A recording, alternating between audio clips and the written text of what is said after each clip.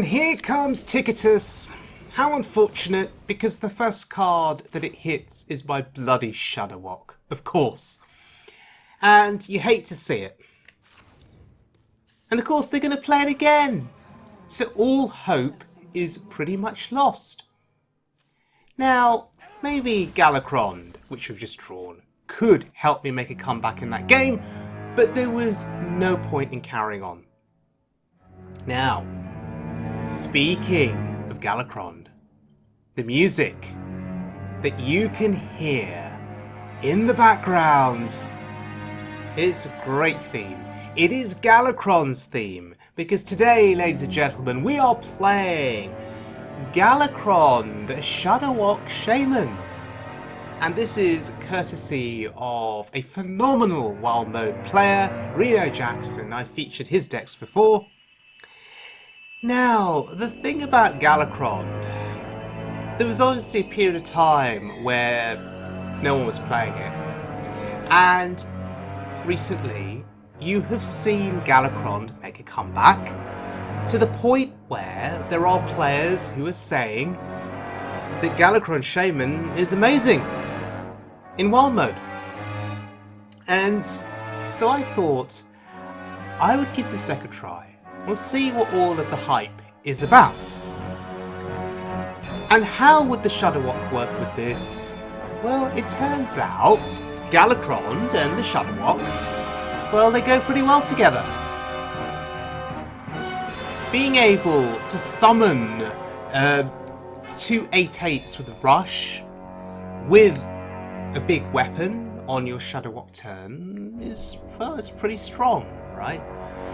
And if you look at the composition of this deck, you've got the cards that synergize with Galakrond in terms of invoking it. And you've also got an interesting card that I think splits opinion at the moment. You've got the Lilypad Lurker. Now, the Lilypad Lurker has a really cool effect. Essentially, you can target a minion and hex it. And I love the artwork for the Lilypad Lurker, by the way, which you can see here in the background of this video. There is a little frog, a little tiny frog hiding within the elemental. I think it's so cool. But Lilypad Lurker, the drawback of the card is that it does need you to have played an elemental on the previous turn. And I think the question you have to ask yourself is, are there enough elementals in this deck to make that work? You do have a nice selection of elementals, but particularly in the late game, when you're top decking, the Lilypad Lurker could just be a dead card if you've not played an elemental the turn before. So, questions over Lilypad Lurker, is it a good inclusion? But I'll let you be the judge of that. Let's have a look at this deck then, in action, on the wild mode ladder. And our first opponent is going to be a Warlock. Hooray! Okay. Cage Match Custodian. Big fan of this card. Lets you find your weapon. And oh look, Wailing Vapor there. 1 cost minion. Absolutely glorious. What I have found is the Wailing Vapor can just carry you in these early turns. If you can keep buffing it with elementals 1 turn after another, it could just carry your early turns of the game if your opponent can't get rid of it. Now I value buffing it here. Giving it 3/5 worth of stats, I think, is incredibly strong. Okay, maybe not. I was hoping to get some value trades out of our Vapor. But Dark Skies, good answer. What do we get here? Ice Fishing. Okay. Now, it's worth noting, this deck does not play Mutanus. It just plays the Toxfin and the Flurgle. So Ice Fishing is guaranteed to get a support clear. Now, there is an argument to state that I should have held back on the Ice Fishing, wait until I actually need it, then play it, then play the combo. Because right now, my opponent pretty much knows that I've drawn my combo, right? That I've got a Flurgle and a Toxfin probably available to me in hand. It's been telegraphed, and that's not a good thing.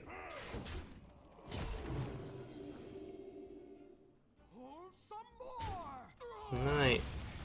So we are retaining control of this board here. I have missed the opportunity to play the Arid Stormer. Oh wow, an early Zephyrus. Interesting. At least we know we're going up against RenoJackson's. I think that's good information.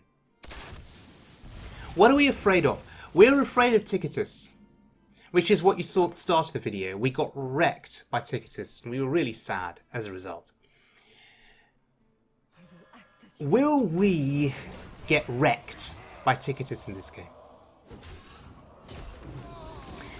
Now, I could have traded there with the 2-1 on the board with Rush, and then I could have gone face with the weapon and buffed my Shield of Galakrond. But through this, I have 2 bodies now on the board, and I think I value having 2 bodies on the board. I think that's going to be more helpful.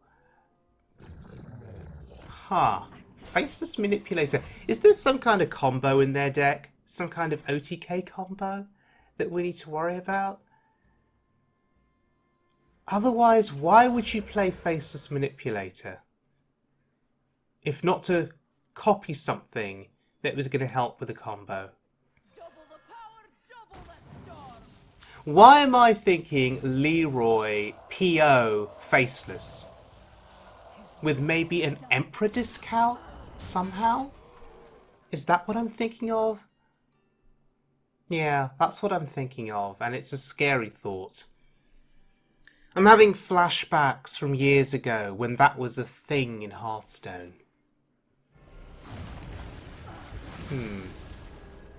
Goodbye, board.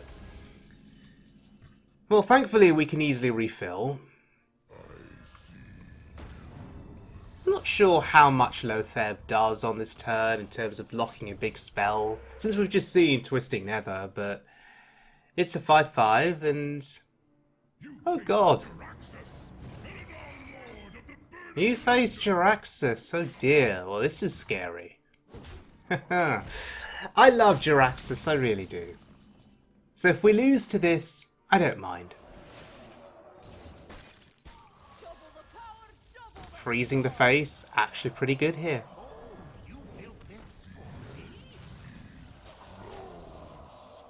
So we're going super duper wide on this board. We have seen Twisting Nether. What can punish us here? Defile is a big punish. Because there's a 1, 2 and 3 health minions on the board. Yeah, it's a massive punish for us if there's a Defile.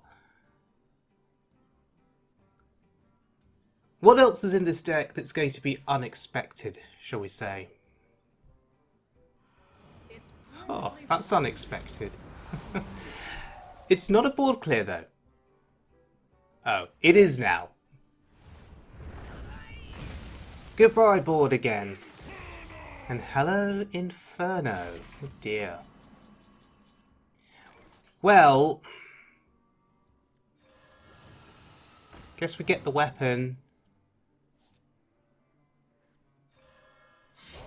We go face.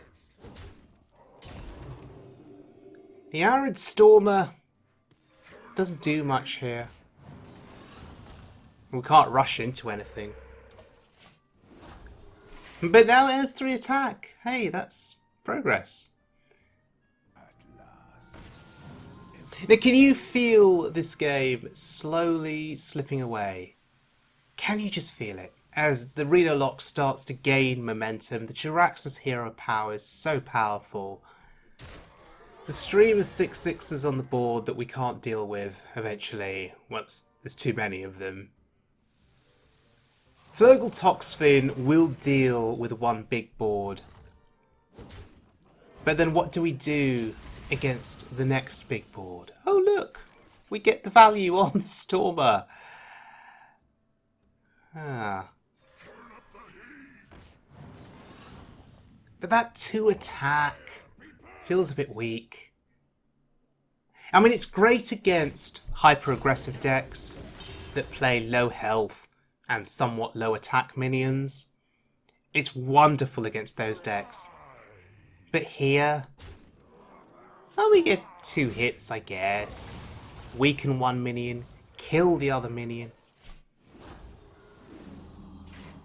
But it's not great at this stage in the game against those big 6/6s. Dear.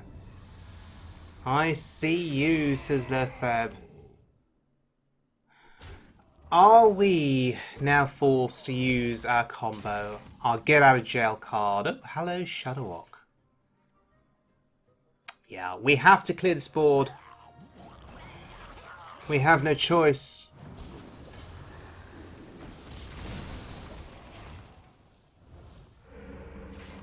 So what board clear will you utilise here, Mr. Warlock? Mr. Jaraxxus? No, sorry, not Mr. Lord Jaraxxus. Yes, we must address Jaraxxus properly. Oh god. Another Zephyrus. That's unfortunate. Another Twisting Nether.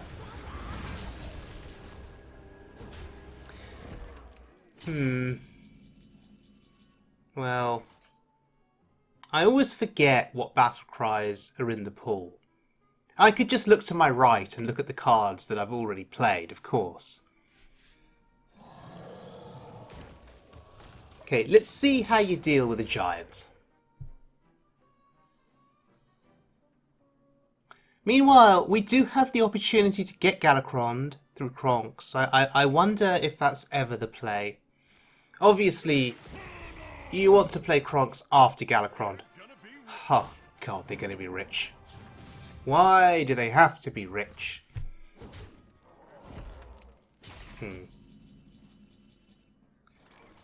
So, is this a lost cause?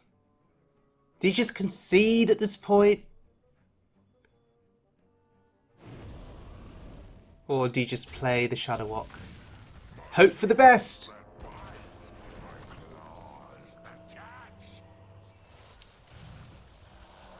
So I made the trade earlier, hoping to make room on the board. I'm just trying to remember how many of these minions would be summoning. Would we get a full board? I think we are going to get a full board. Notice that our Shudderwock has Wind Fury.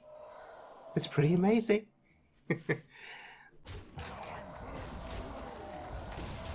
clear the Reno.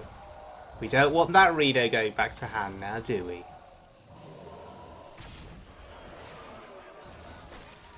Alright.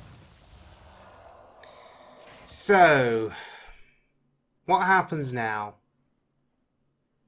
What solution do they have to this board, I wonder?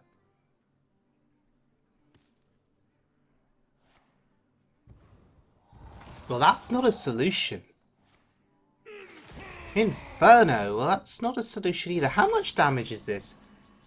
Oh, goodness gracious me, that's lethal.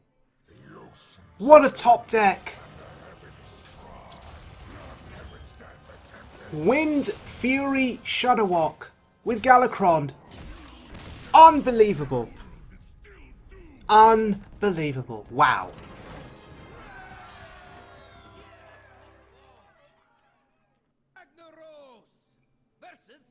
Alright, going up against a Warlock here.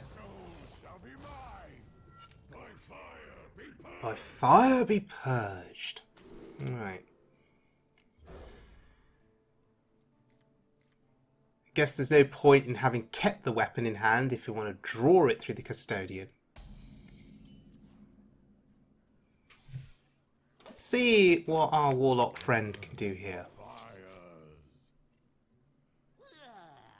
Ooh, hello, Flame Imp. Now, this looks like discard lock, maybe zoo lock.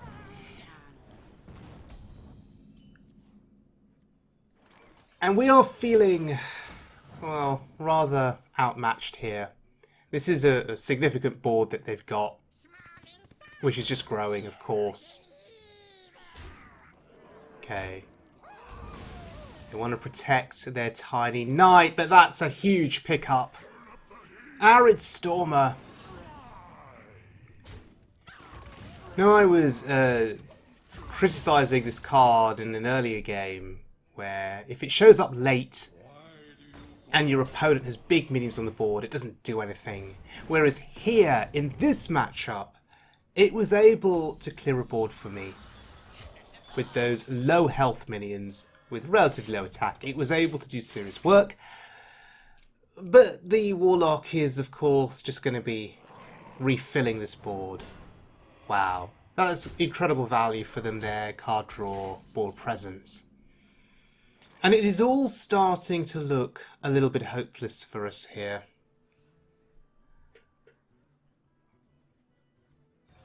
Flurgle Toxfin, I think, has to be the play just to get us back on the board. You could make the argument that I could have waited maybe another turn, but then depending what's in that hand, it just scares me. I just worry about going too low on my health total, because they have ways of bursting you down, right? There's Soulfire, there's the Doom Guard, or Doom Guards, I should say. But slowly but surely, we are working our way back into this game.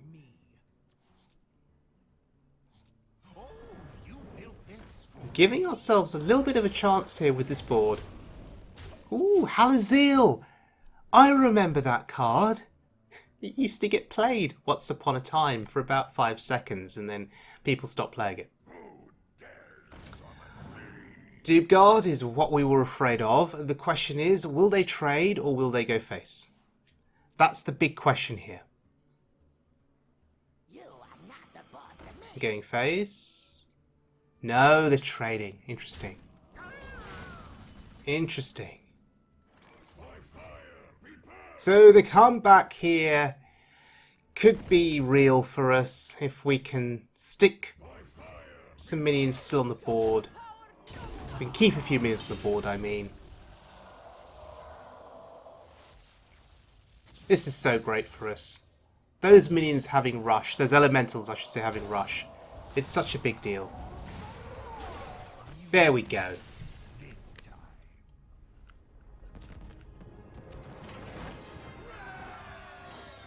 Beautiful. Okay, time for Demon Hunter.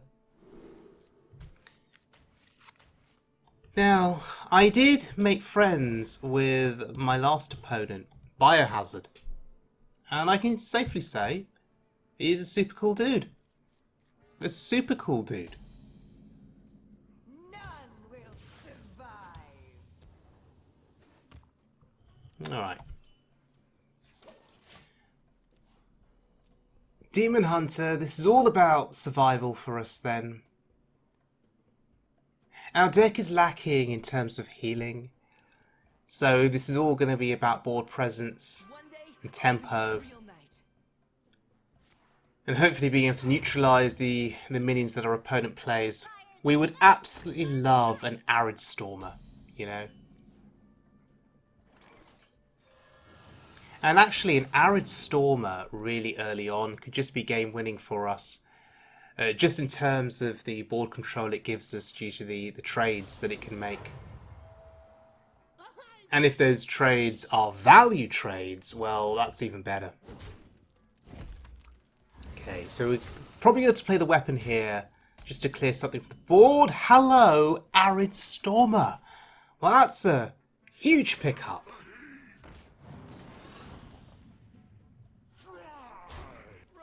So 2 games in a row we are having great value from this Arid Stormer, and actually it is allowing us to make a great comeback in the early game.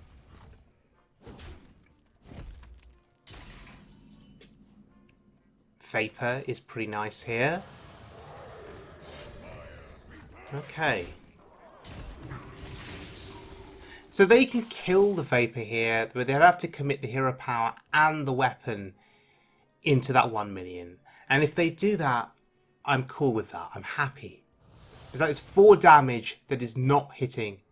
Oh, my face. Well, that's interesting. They're ignoring the Vapor. They're throwing everything face. Oh. But they gave me a mana crystal, which we're, well, quite thankful for. Nature waits for no one but me. I can't afford to throw my face into the 4-2. What do we get?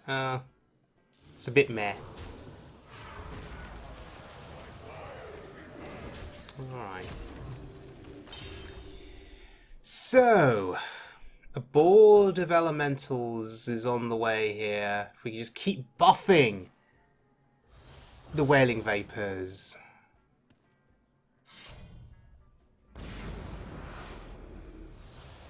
Are we dead? We're not dead. Not yet. Interesting.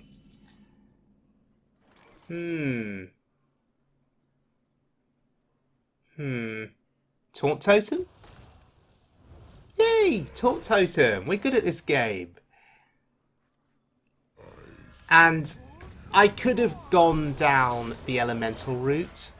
We could have played the Earthen Might, got an elemental to hand. We could have played more elementals then. Got a chain going. But I value the lower Theb.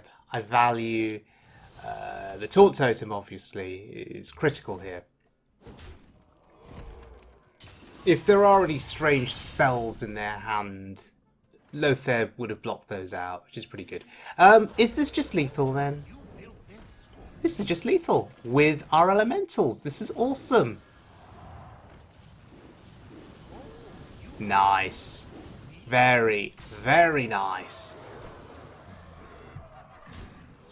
And finishing with Lotheb feels so satisfying.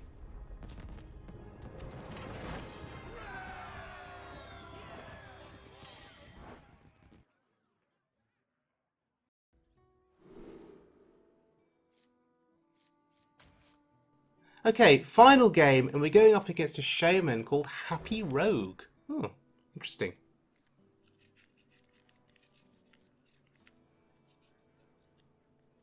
So, Lilypad Lurker. Will we get Lilypad Lurker value in this game? There's the question. But we are going to get Arid Stormer value for sure, as we have done in the last 2 games. It's a good omen when you see the Arid Stormer. Playable after a 2-cost elemental.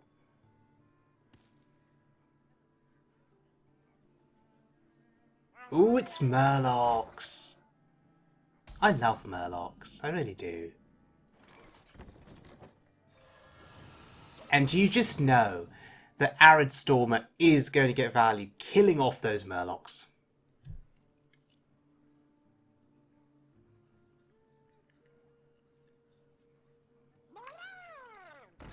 Crab Rider value, eh?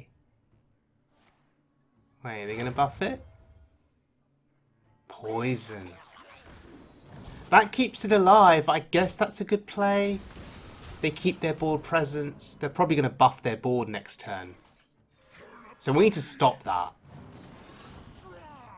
Value trades galore here. And I'm happy to allow the poisonous minion to live. I'm going to assume they'd have to make a trade, maybe? So all in all, we'd have got 3 kills with the Arid Stormer. I think it's incredible value.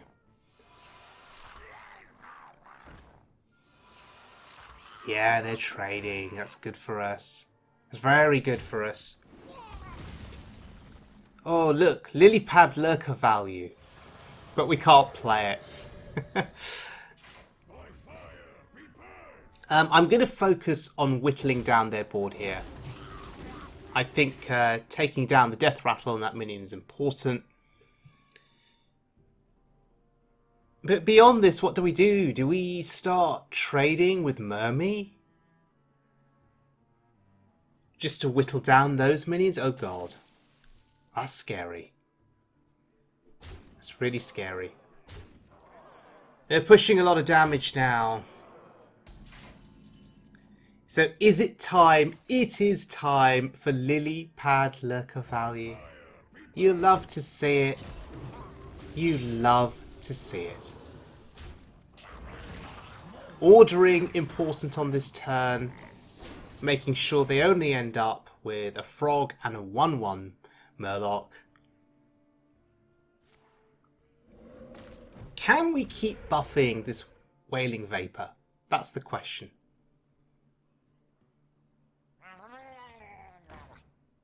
Okay. They're trading. You're not going face. That's pretty good for us.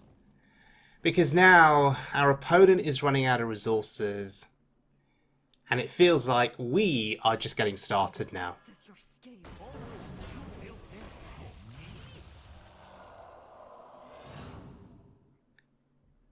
I need to remember that Shield of Galakrond only gives you 1 rush minion, not 2. I have a tendency to forget that sometimes. It's the Corrupt Elementalist, of course, that gives you 2 rush minions. Must try and remember.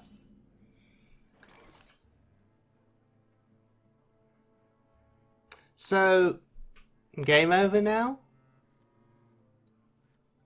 I will act as your scale throughout. Has to be game over.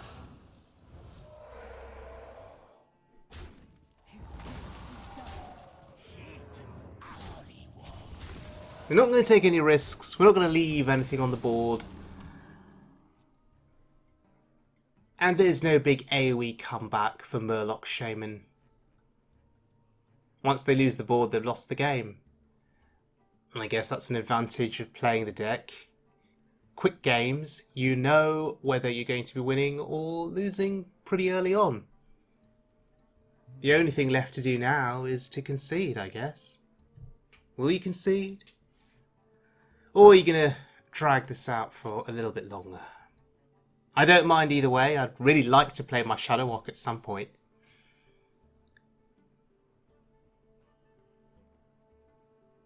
So I'd really quite like for the opponent to deal with this board.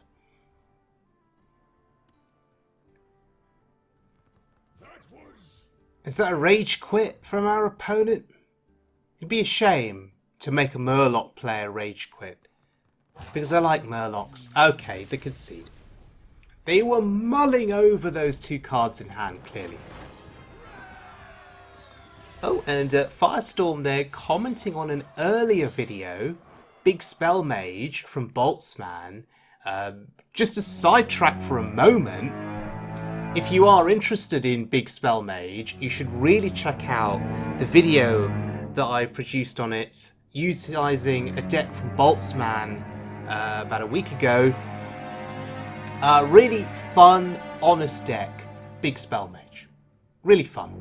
But anyway, back to this Galakrond Shudderwock Shaman deck, courtesy of RenoJackson. I was winning games with this deck, and I wasn't expecting to be winning as much as I was, honestly. I'm used to playing a more traditional Shudderwock Shaman deck, and I'm used to those battle cries that you typically expect in Shudderwock Shaman. I am used to expecting to replicate my Shudderwock on the board, return the Shudderwock to hand, play it again and again and again, keep getting the value, outlasting the opponent. Whereas with this deck, well, there's no Zola, there's no Grumble, so you're not going to be returning your Shudderwock to hand. Instead, what you're going to be doing is getting the Galakrond battle cry replicated with this deck, getting those 8/8s on the board, getting your weapon. It turns out that in the majority of games that I've played with this deck, it never even came to that. It never even came to the Shudderwock. I was winning games through Wailing Vapor, giving me an awesome start. I was winning games through Arid Stormer, making those early value trades on the board with my opponent's minions.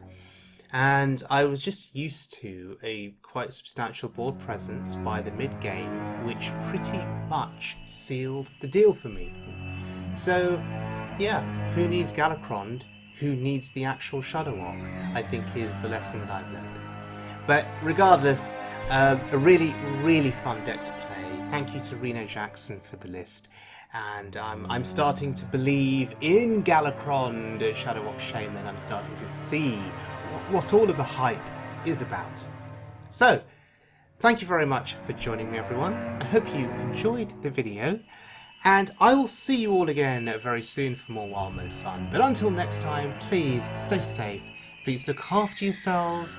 And as always, please be good to one another.